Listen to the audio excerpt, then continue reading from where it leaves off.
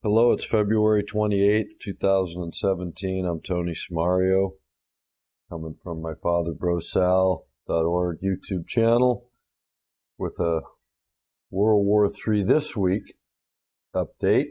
As far as I can tell, what I anticipated about a year and a half ago when I first saw the advent of ISIS was that eventually Israel needed to be threatened, whether directly by ISIS or the fallout of ISIS, meaning the destabilization of the region and the hostilities that have been ignited all through the region.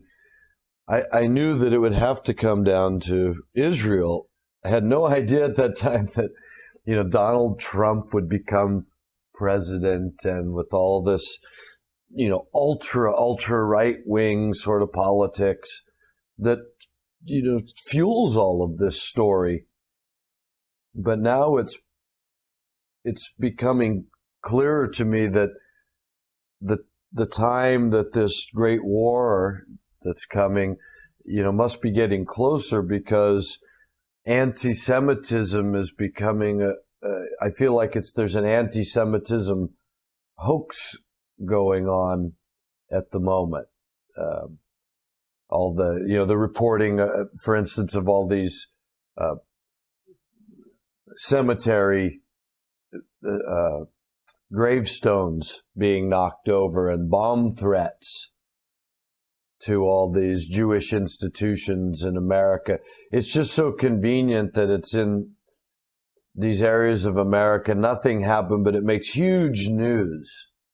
All this news that's pointed at, that's been steering the mindset of people toward the threat of Islamic fundamentalism, which I keep pointing out, you can't find any of that really doing any damage to anyone. The statistics aren't with it. And then when you go deeper and look at many of these supposed statistics, like that,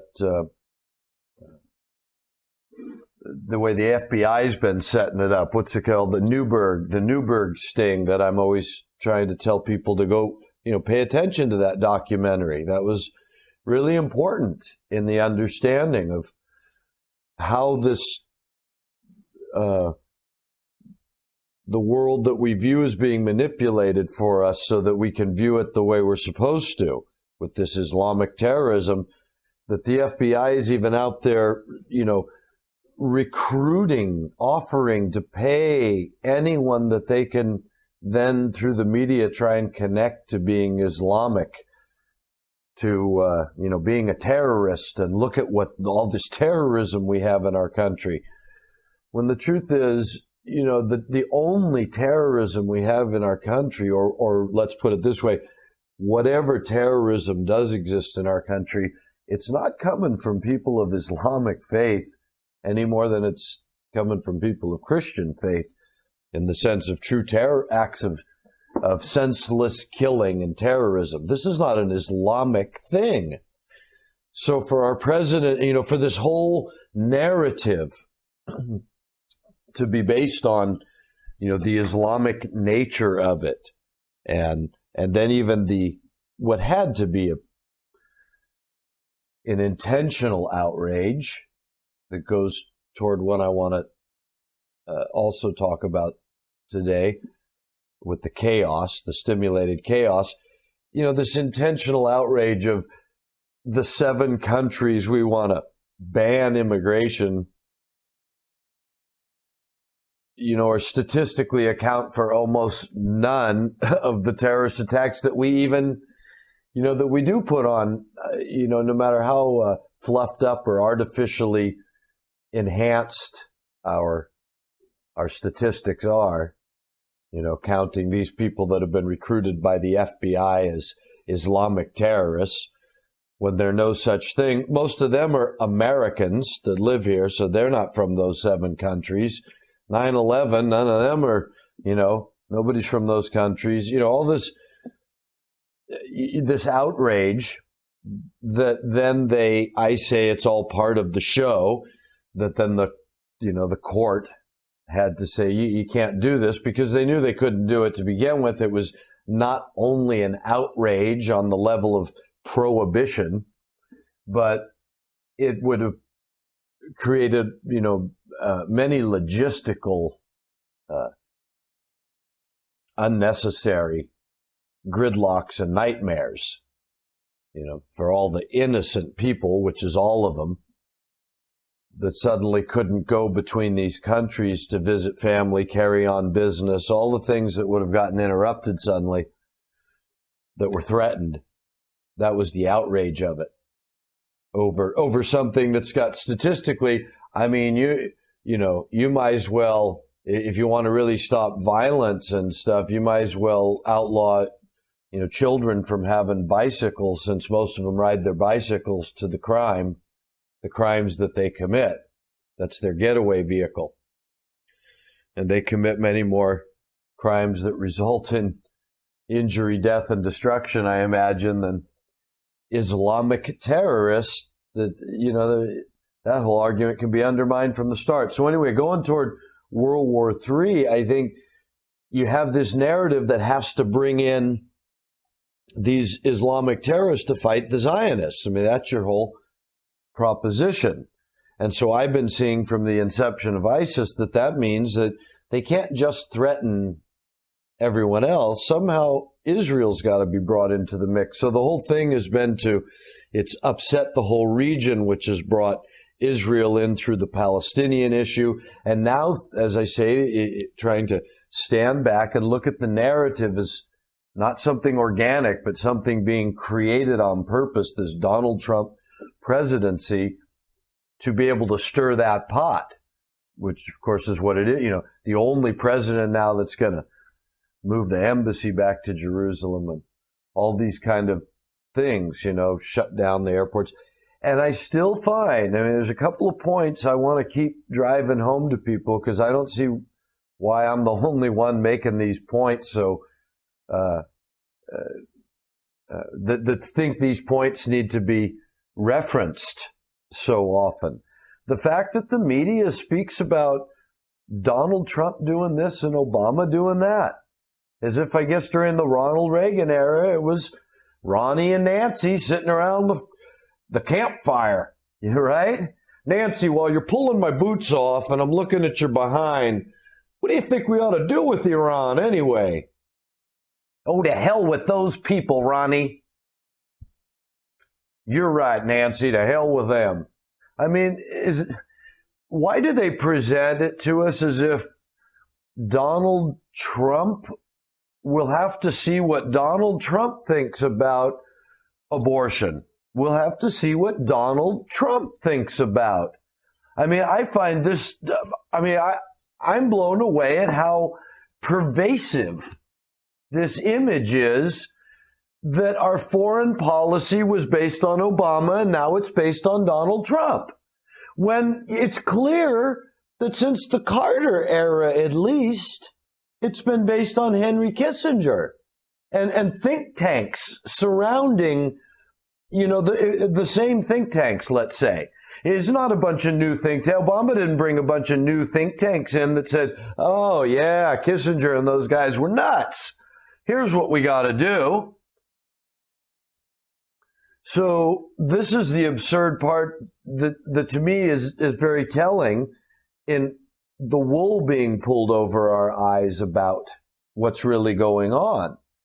Because the same people have been making foreign policy, or the same think tanks have been instructing concerning foreign policy, all of the governments for, at least a generation, if not a second generation now. So it's absurd to think that Donald Trump is really going to upset all of the things that have been put in place, through Henry Kissinger and his type of think tank over foreign policy and the direction America was going to take ever since, they've been making those plans, to pretend that we're just backing up. And so, excuse me, so I think you have to read all this anti-Semitic, the sudden flare-up of anti-Semitism and the attack on Israel and its sudden I don't mean the attack on Israel. I mean Israel's sudden involvement. Now they're being attacked suddenly again by Hamas, Hezbollah, who of course is funded by the great Iran. It's so funny. ISIS, in our world, we speak of them as if they're the ones that won the second. We're fighting a rebellion against all these much stronger forces that have been ingrained much longer.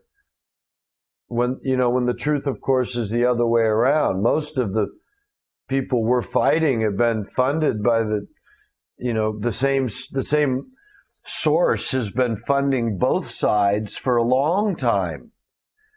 And to think that the money we spend on weaponry and our intelligence gathering and these think tanks since World War II that have come up with the strategies that we've been on for all these years that keep us in control of the world.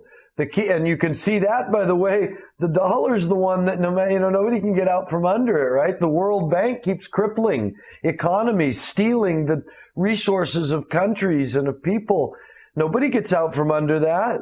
Does the American people, whatever we've said about the Federal Reserve, did Kennedy get anything done? Did his assassination bring about any change?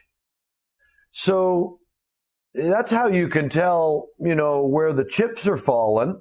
The power still remains in the hands of that banking cartel behind the scenes. They're pulling the strings. The question of are they pulling them for themselves or someone else or some other force, that's another question that we delve into at another time. But the fact that these strings are being pulled seems so clear.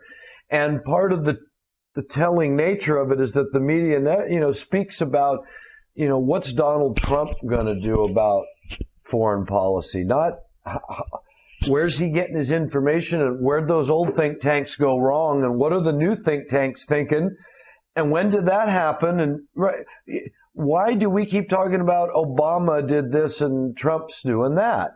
When it's the same people behind the foreign policy and the military-industrial complex all along. So, there's so many things right now that can be pointed to. I just go over a couple. That's one of them, the way they talk about these leaders as if it doesn't matter what their people do. You notice how we're the great Christian country that supports war and NATO alliances with countries that, have nothing to do with Christianity, like Turkey. Not that there's anything wrong with Islam in my view, but secular Turkey and the fact that they're backing ISIS, who's supposedly chopping off Christians' heads and, blah, blah, blah on their narrative. What's a good Christian country like America investing billions and sending weapons and defending, the current regime of Turkey, who's been purging, we're told, over 100,000 people, who are accused of siding with the cleric who lives in America. So it's all a very convoluted world. And then you got countries like Hungary that claim to be also Christian, and they're building these fences and literally running on these xenophobic platforms of their right, their Christian God-given right to defend themselves and keep everybody out. And I do a Bible study. Show me where it says that. Where's a Christian have the right to do that? Where's any of that occur in Christian teaching? Even Jewish teaching, all the way back in Deuteronomy, one of the laws was to treat aliens because to remember that you were aliens in Egypt. So to always treat aliens with respect and hospitality, right? In fact, the whole ancient world's full of nothing but hospitality to strangers. For the most part, that seems to be the earliest measurement of whether you were, what your whole essence was as to how good or evil your intentions were, as to the way you treated strangers that you came across or that came across your doorstep. And so the Hebrews were commanded from the very beginning in their law to treat aliens with that sort of hospitality, because they needed to remember that they were aliens once in Egypt. And so all of the xenophobia has no roots in Scripture, not what so-called Judeo-Christian Scripture. Jesus says, love your enemies. Nothing in there about take up a sword and chop their heads off once they go too far. Nothing about it. Love your enemies. That's how you demonstrate that you're a Christian. You keep loving them even to death. You let God sort it out. This life isn't supposed to be so important that you defend it by killing people. So, this whole claim of Hungary and these with the refugees, either the journalists missed the fact that there's nothing Christian about it, or these Christian countries don't know what Christianity is. I mean, how is that? What's on? How do you get on TV? How do you get to present information to the public? How come nobody questions where Russia got all this strength when 20 years ago they were dead broke and their economies? I mean, where'd they get the economy suddenly? How come nobody mentions how Russians are Christian, in spite of the effort through the funded Bolshevik Revolution and nearly 100 years of communism, atheism, so-called? That propaganda was against the fact that the people represented Orthodox Christianity. It's where the people that followed Paul and the original churches ran to in the days of the first Muslim conquering, the first caliphate. They ran up into Russia when they got run out of that territory known as Turkey today. So, Russia's still primarily Orthodox Christian. The people follow Christian rituals. They don't have Christmas like we do, and all that. They have their own probably manipulated rituals. I would only imagine, but still, these are people that are Christians. But you don't hear about that. You hear about Russia, the aggressive Russia, Putin, aggressive Putin. Not the peoples of Christian Russia. They're never referred to.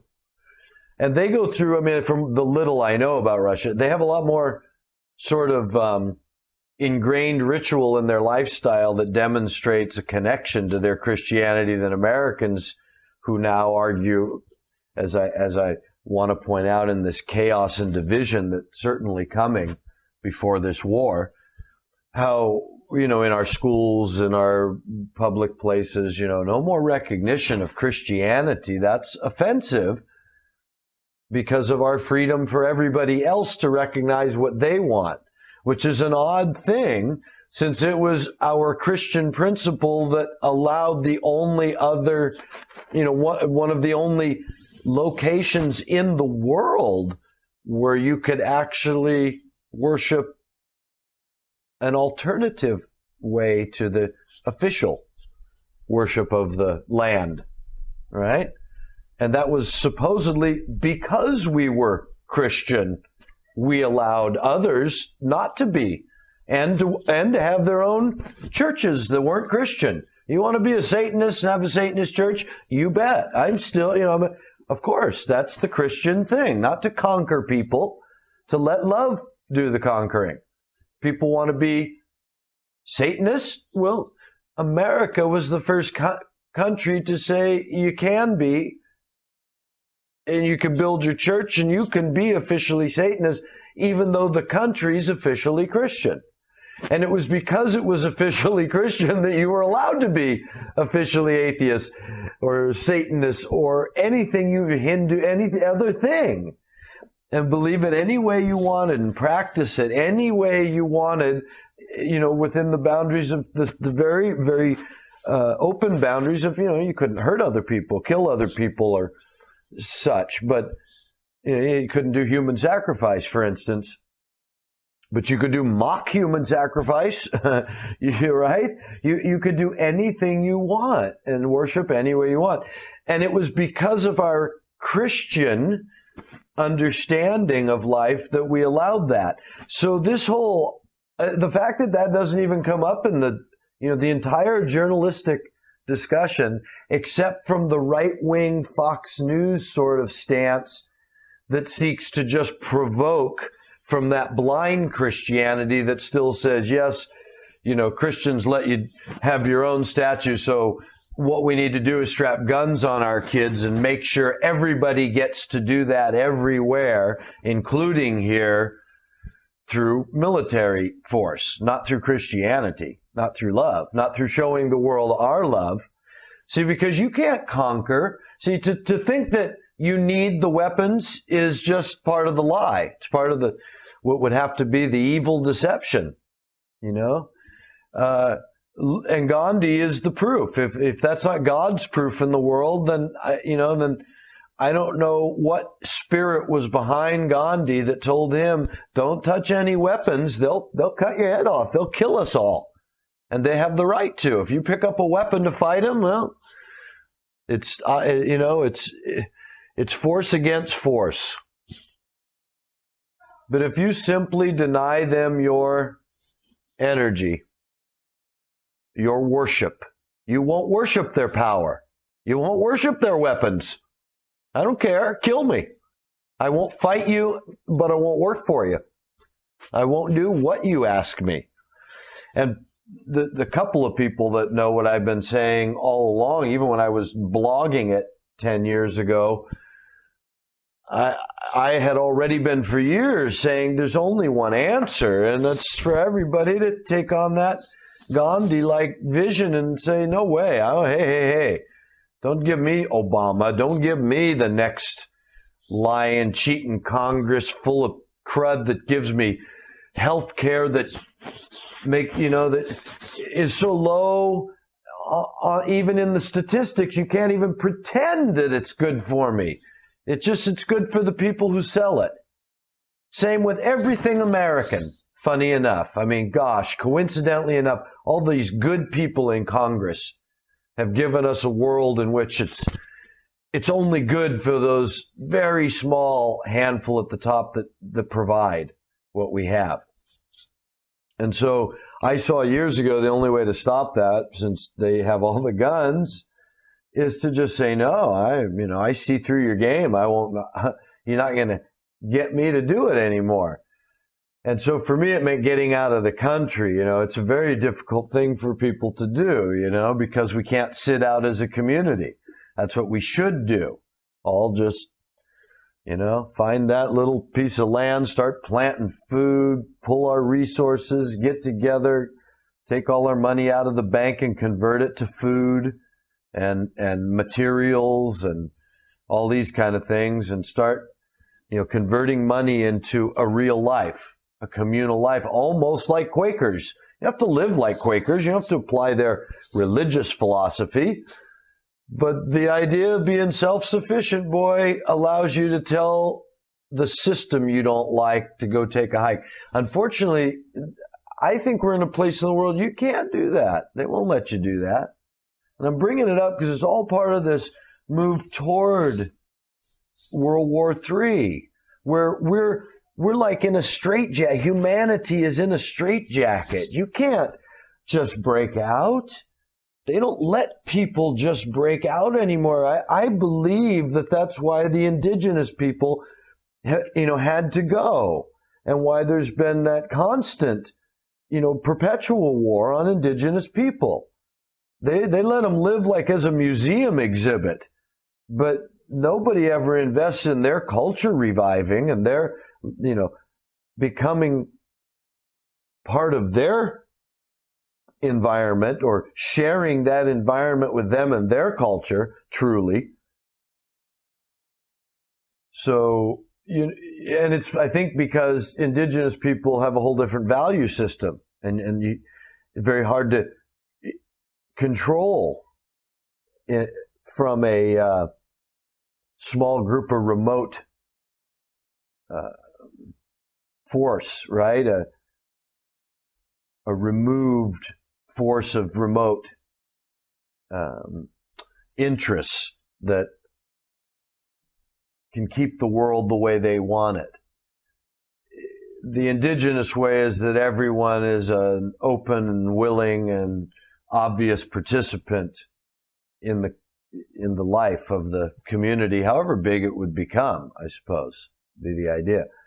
So you can't have that as an option for the people of this world you're going to create, in which you keep control. So I think by the time we get to our place in history, where the war on the indigenous has been going on for hundreds of years, the reason we're moving into this final World War III, final in the sense of strategized as what it was going to take to gain, to use that monetary control along with that brotherhood, right? That Illuminati, which is, I say we don't know who they are, what they are, and they're not in these silly symbols they give us as far as encompassing anything of any true undermining of what they're doing. They're obviously, I believe, from the time it was conceived, right after Rothschilds got a hold of this money to loan to nations, to have the opportunity to get the world under their grip. Now, if you want to equate it to eschatology, you'd have to say the spirit of Antichrist, this spirit that wants to bring the world under its control to be God instead of God, which is why, in that eschatological view, it comes down to this temple in the end, Solomon's temple, and worshiping in Jerusalem at Solomon's temple. Because that's where, according to the the Hebraic scripture, that's where God was going to set up his kingdom. And the Messiah was going to be the one to lead people there or lead the eventual worship that would be perpetual and unending. And so if you're going to look at this mythological view as coming into being, then you have to imagine that there's this force that has got to imitate that happening. They've got to be the God that sits on that throne eventually in Jerusalem and rules the world through a Messiah. And so I say that's the origin of the false Messiah, and why, for whatever reason, I can't get behind why these bankers want to build Solomon's temple, why that's important to them. Palestine, and returning to getting Palestine back. Why? What's in Palestine when they already had the money to go take all the oil and get the oil under their control? What's with, Palestine and Jerusalem and Solomon's temple? What's with all these Masonic orders? If it doesn't go back to something that's somehow connected to this brotherhood formed under the Illuminati, to where the banking and this brotherhood share some common interest, which appears to be Palestine and Solomon's temple. I mean, look what's gone on the last 100 years. And so this final war comes about because of that, it would appear. And I can see why, because they've financed the Christians into all of this, the world that would become known as the Christians, that I call Santa Claus Christianity, the Western Christianity, not the Russians. They're not even known as Christians anymore. They're just known as Russians. They're communists. But the Western Christianity was financed into a manipulated view and teaching of its scripture, rapture, heaven and hell, all this stuff into supporting Zionism. This is God's people. This is God's people. Ignoring the fact that Paul said all the way back then, God's people's no longer a matter of circumcision. I mean, that's what got Paul in such trouble. he was saying the law of Moses is no longer, that doesn't make you a Jew anymore, an Israelite. You're not a follower of Abraham, Isaac, and Jacob, and then consequently of Moses, simply by snipping your foreskin and adhering to the Jewish law. That doesn't make you an Israelite anymore, nor if you come from as a descendant of Abraham, Isaac, and Jacob. That doesn't make you an Israelite, according to Paul. What makes you an Israelite is believing this Messiah came. This is God's Messiah. Follow him. You follow him, you're an Israelite. That's the new house of Israel, everyone that follows him. And so, Christians have a real confusion about who God's people are. And so they've been conned, duped, funded into supporting this movement of Zionism under the label that these are God's people. Well, we're Christians. We got to support God's people. It says God's going to bring them back from the whole world. God's going to bring them back. So we're, of course, bringing them back for God. The interesting thing to a Christian, how come if God's bringing them back, God doesn't demand that they accept Jesus as the Messiah, since apparently that's why God destroyed their temple and scattered them after they killed the Messiah. And he sent the Messiah's disciples out into the land to inform all of the Jews that the Messiah had come. They worked miracles to prove, and the Jews persecuted him mercilessly until they were, driven underground, these Christians, this new sect, because the Jews said, no way. And they made it official. That Jesus was not our Messiah. He was a fraud. And we did the right thing. We did what we were commanded to do in the law by killing him. So it's odd that the Christians then are convinced to bring these Zionists back to the land and fund them and arm them and use our arms now to kill who? The Muslims? You mean the people that are waiting for Jesus to eventually bring people back to that land? They're waiting for Jesus to reestablish the Jews. They don't hate the Jews. See, so how come nobody why is that so obvious in the real narrative, the real history, and yet nobody can point to the twisted narrative, even though it's been twisted on its head and it's so obvious? It's like somebody coming along and claiming that sports was created just to drive people apart and make enemies of people and to breed violence into people.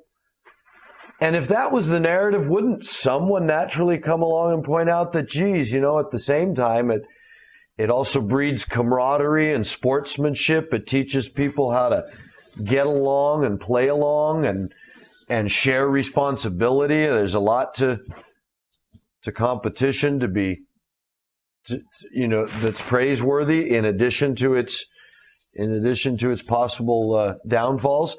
Wouldn't that just be a natural response? And I find that that's what's missing. There's no natural response to this absurd world they're painting in which Christians are just blindly ready to go kill Muslims over Zionism, which is the only people on the planet that absolutely would not, won't accept Jesus as Messiah. They've already got it. It's already official. He's not Messiah. So this to me means that this World War III is going to come down when finally this false Messiah, who through Christian eschatology, revelation, we're expecting to work miracles, right? Call fire down from heaven, causes the world to make an image that he causes to, beguiles the world, it says, to make an image that this false prophet causes to speak. Gives life to this image, it says. So that's pretty heavy. Whether it's done with holograms and, or it's supernatural, we'll have to all wait and see. But the scripture says it's going to be extremely convincing. The whole world's going to worship this system because of this image. And I've argued that's got to be this new temple, Solomon's temple. And the false Messiah is going to come along working miracles. And so that's going to create where this whole state of Israel now can say, see, here's the Messiah. Well, what are the Christians going to say? It isn't going to be Jesus. Not if it's a false Messiah. Not if the Muslims are correct. Not if the Christians' eschatology is correct. So what are the Christians going to do when this person's got all the power now of the dragon, it says? The whole world is worshiping this false Messiah. This is the Messiah now of the state of Israel that the Christians have been putting all the guns, to help kill everybody that's against Zionism. So this is what I think is, really going to turn out to be the catalyst of the Great War, as far as the Armageddon war that's spoken of. Whether Armageddon and the World War III spoken of by Pike are the same war, only our imagination and conjecture can put that together. I'm not sure yet. In my own, if I had to bet, I'd say it's still a 50-50 in my mind. I can't tell whether they're all of a piece. Jesus said you'll hear of wars and rumors of wars. So I think we're in that time now. Wars is wars. We're at war, and I say there could be more wars. That's not the Armageddon war. That's clearly going to be a real massacre on a giant scale, and we know it's going to happen up there near Damascus, somewhere around Syria-Lebanon border is where that is prophesied to take place. So, you can just see the beginnings of it today, can't you? With this Syrian war that just can carry on, even if it goes through a 3.5-year period of peace. All the same elements that have driven this war and the hostilities in the world that are constantly propagandizing hostilities in the world, those haven't stopped. And so, but it would seem to me that there's a possibility that this Third World War could trigger, and if it is the same, Armageddon and World War III are the same war, could be triggered by the idea that at some point, these Jews are going to find their Messiah. He's going to work miracles. He's going to give them power. This state of Israel is going to have this power to conquer the world. And I say that power's coming from the UN and currently Santa Claus Christianity. And the Christians in this story I'm telling are really the Russians, these 10% of Egypt, right? The Lebanon, all these Middle Eastern people, Turkey. These are the real Christians, the Orthodox Christians that still believe Jesus is the Messiah. They're the ones that have to stand up and say, whoa, no, right? And so there's where you get your big war, because now you got this Western Christianity. What does Americans do? And so what kind of hostilities that create in America when suddenly now you got a certain percentage of Americans going, oh no, wait a minute, don't support this Messiah. He's not Jesus. Aren't the rest of Americans going to go crazy and say, are you nuts, you religious freak? Here comes somebody working miracles in that temple. We got peace after all these years of war, everybody's finger on the button, and now you're going to go threatening that with this talk of Jesus. It's not Jesus the Messiah. So I think that's when we're going to get the real conflict in the world. But right now, I want to keep bringing back the attention that I have been saying for some time, until Israel becomes the center. Israel, the state of Israel and Jerusalem, and they get threatened. And now, the Palestinians, they're trying to keep it open. But of course, the issues just never change. 60, get out of there. 67 borders. Why can't you have the land that you originally agreed on? You got to stop with the settlements. You got to tear down those things. That's our land now that you're building on. Think how Americans would feel if suddenly somebody else came from another country, even if it was Mexico, And there was some battle, and they won a chunk of Texas, chunk of Southern California. And now they're building their Mexican towns and cities, and they just keep encroaching on what was California, even though politically you're still saying, hey, wait a minute, we want it back. We want to negotiate. That's our land. That's all our infrastructure, or that's just our, that's our territory. And they're saying, tough, you lost it.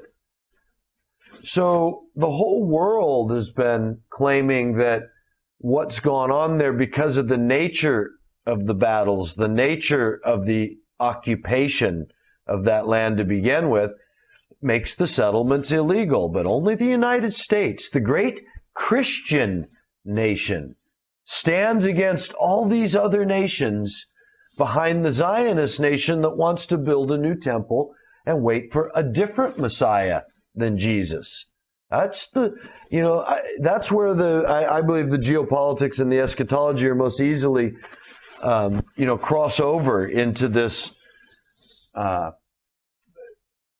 potential for, World War III type of conflict. What happens at that point when the Christians have to acknowledge somebody else's Messiah? Where do all the guns get pointed, and who sides with who? Iran, of course, is constantly being shown as provoking in our news media. Iran, the one with not one weapon, that they're having training. All these things are always presented to us as if Iran's got no right to if you saw your enemy building, moving equipment, building up always, and talking about you in their press as if you were aggressive, would you just sit on your butt and wait for them to come, or would you get up and at least get everything moving in case you had to defend yourself? Iran doesn't have the firepower to be aggressive against America and NATO and all the guns surrounding it from Saudi Arabia. That's why Iran can't get its way in Yemen, because Saudi Arabia's got the guns. ISIS now with the drones, right? Drones, it's like they've got all the firepower and we don't. ISIS drones. And of course they show us one photo, which is why I bring it up. The other thing that it keeps striking me as odd that nobody seems to notice, that they're talking about this battle for Mosul almost daily now in my mail. Daily. Battle of Mosul, for a bridge, for a street, for this, intensifies. Iraqi troops getting close in Mosul. Every day is a battle in Mosul. Today was no different, and like every day, they got drones that can knock out stuff, but we haven't got drones that can get a picture for CNN or the world to demonstrate the tactics of our enemy, what we're up against. Nothing. I mean, we just even for the historical footage, right, for posterity to show, look what went on here. I find that unbelievable myself, but yet it goes on every day. I keep getting the reporting of what's happening daily over there, but not even weekly or monthly or yearly are they able to actually bring back any on the ground footage of anything that backs up what they're saying. And then now we've just apparently our Defense Department in the United States of America has released to the president our plan to defeat ISIS. I guess what's been leaked so far, what I remember from it, is that it's not just, of course, in the Middle East, but around the world, because everyone knows and expects that ISIS will be able to continue its terrorism around the world, even though, I don't know for how many months or how long now, they don't have the same oil supplies. They're on the run in their last city. Who are they taxing? Where are they getting the money to supply all these terror cells all over the world with drones and everything else? Biological weapons, we're being told now, is going to come into play. These guys are going to be able to use drones and biological weapons and all sorts of high-tech stuff. Where are they funding that, and how's that getting through the screening of militaries that are set up against them on every side, since nobody's for them? Not anyone from the arc of Shia Islam to the NATO allies, which include the rest of Sunni Islam, to, no, who's for these guys? How are they getting anything through everybody's net of intelligence and military sophistication, where they're supposed to be the guys that are hiding and on the run and having to pull off everything guerrilla style. And yet our United States of America plan to defeat ISIS, takes in having to defeat them around the world because they're expected to expand, even though no one bothers to explain how their continual source of funding and or central intelligence. How's any? You mean, are they just expected for lone wolf Islamists to keep blowing themselves up, sacrificing themselves for the great cause, even though there is no more cause that can be pointed at? There's no more Baghdadi. There's no Islamic State.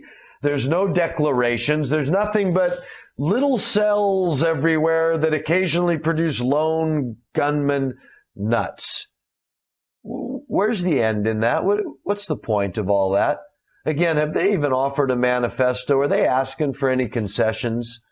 Is there anything that's really reasonable about any of their movement that's has the potential to attract a significant following that the world could be afraid of? None of that's brought up. And I think it's because we're supposed to be driven to chaos and fear, because that's what can divide us into the camps that they've manipulated, that they've already got in mind for us. You're either a right-wing Christian, that follows your pastor and your president, which means you're going to be a hater of Islam, looking for an Islamic supporter in your neighbor and around every corner, and ready to, support every drastic, horrible thing that's done. If we have to carpet bomb cities in the Arab world to get rid of the Islamic State, you watch. They'll get the support of that certain right-wing person, because they will have petrified them into such a state that they can't think clearly what's really gone on. Everybody's going to be so ashamed when this is over. I think, it's going to take 1,000 years for love to soothe the tears of what's going to happen here. But I think we're being driven to chaos on purpose to divide everybody. That's why even up in this latest Oscars, the movies and everything, because that's all part of it. All media, anything printed, spoken, if you hear it, if you see it, TV, movies, radio, there's a calculation in all of it. Some of it might be as true as I am, as we are here. Dad and I, just all these years putting it out from home best we can. But you know what? That's in a system that's got absolute control, and there's limits on how much of this sort of information is going to be presented in any popular sense. It never will. So they only popularize issues to polarize them, so that they can point at the government being bad. They need scapegoats to be able to take the pressure off that builds up from people inherently seeing the mess and knowing that they can't trust the people that they're trusting, and that things aren't being done in their interest, and they know they're not being taken care of, and they occasionally need people to blame, systems to blame. And so we're given that, and pop stars and all these things, all these causes, all these Soros-funded uprisings and such. That's what's given us. And that way they know right where we're going based on what are we afraid of homosexuals? Oh, they got an anti-homosexual league for us, right? Are we fighting for the LGBT community? Oh, well, they got a whole religion for us to join now, because that gets a whole bunch of group together that can be pitted against another group. So whether it's, like this latest Oscars thing, and of course the best picture just happens to be a LGBT. I mean, you're telling me that's coincidence, but I doubt it. Immigration, This whole nobody, like I say, nobody presenting the sensible side of the argument, or several sensible sides against the several frantic sides of the argument. Nobody keeps the balance of the narrative so that there can be a balanced feeling in the audience, that they're at least seeing the whole. It's just constant bombardment with frantic side of the argument, so that we can all be pushed into a corner of our own fear, that we might be manipulated into the solution that's best for our fear. So, the ACLU right now is going crazy. People, all these organizations that have to do with division of people, it's all going crazy right now, whether it's over the U.S. flag in America, bathrooms, religious freedom, economic depression, abortion, military confrontations, one side pointing, calling it a lie, and 9/11's an inside job. But we don't investigate that claim, because if it is an inside job, boy, that's a bigger issue than a lot of things that we talk about regularly in unraveling some of this fabric that's keeping us from being a great nation, if we want to put it that way, from getting to a higher place, uncovering truth and really doing something about it, and for that to be evident to everyone and to the world. It's obvious 9/11 isn't approached that way. We're not trying to get to the bottom of it. Same thing with terrorism. Same thing with the political issues. I mean, all these things have been on the table for years. I'm not some wacko conspiracy theorist talking about stuff now that's, that much more popular voices are speaking about. It's just that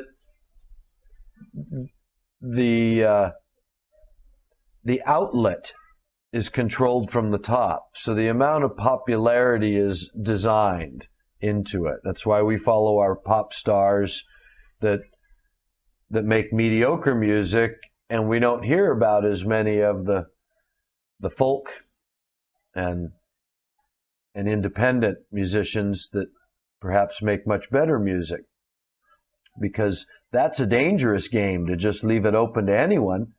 You might come across a Bob Marley, or the kind of people that change things, Bob Dylan, or these sort of people. So you find in our culture now, those people are manufactured for us, and their presentations manufactured, and it keeps us more focused in the world that they're making for us, rather than expanding our mind, right?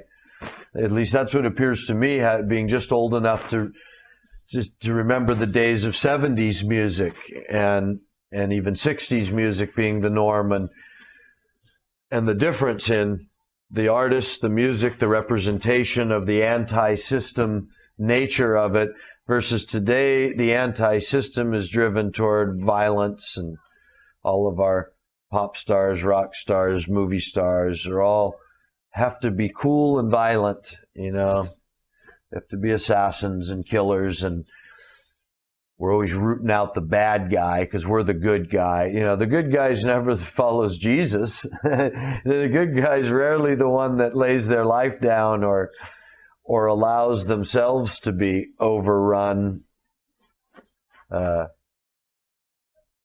follow a higher purpose.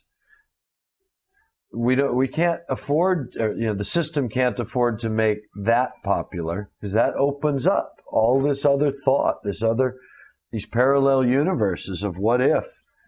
What if we really weren't afraid of our neighbor? What if we really knew that Islam wasn't terrorists? And, what if we really knew the truth? Boy, how dangerous that could be.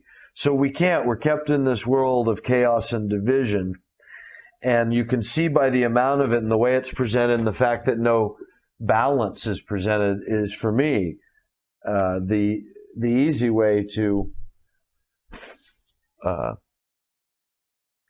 take the pulse of it all. How they don't want us to be balanced in a view and calm in our decision making. Obviously, even if we were on the brink of all these things, you could still present it in a way that was aimed at making the public calm and balanced and peaceful and all these kind of things. You'd be distributing, downers of some kind, starting to drop, not only making marijuana legal, but starting to try and give it away more to people to calm them down. And,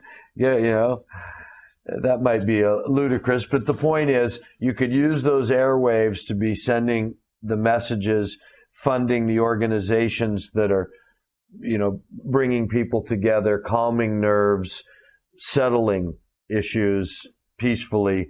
That would not be hard to do, or at least the balance, if you saw that happening next to the other side. But you don't. Instead, I'll leave you with this idea that the last thing I remember seeing this morning is the quote from Donald Trump as he raised the military budget, $54 million or billion dollars, that we're going to restore America's depleted military. Again, I just want to recall who are the think tanks that we've been following for the last 50 years? Ronald Reagan, did he deplete the military?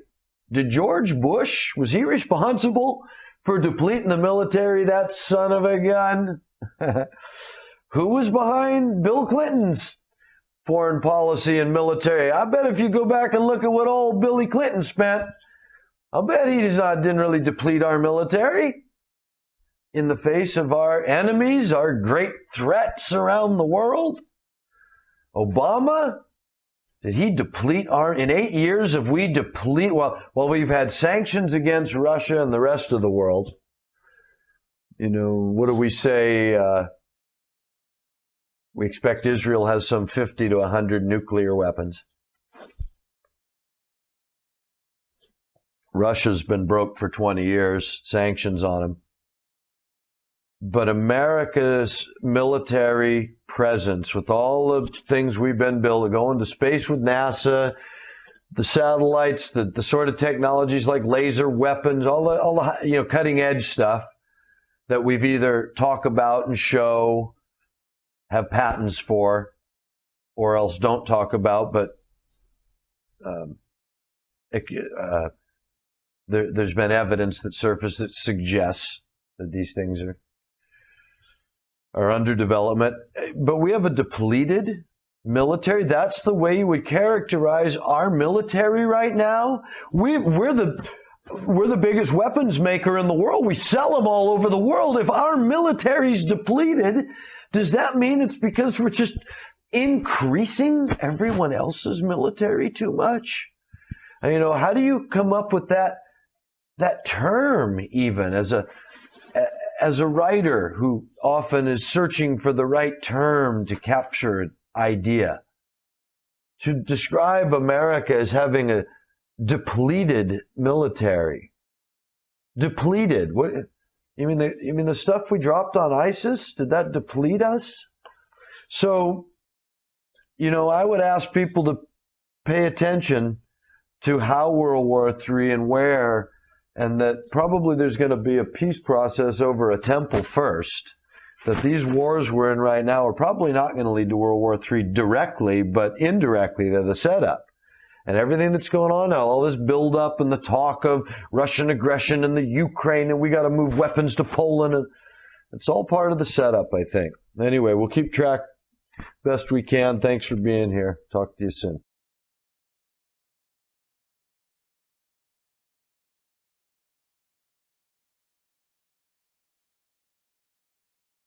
See you soon.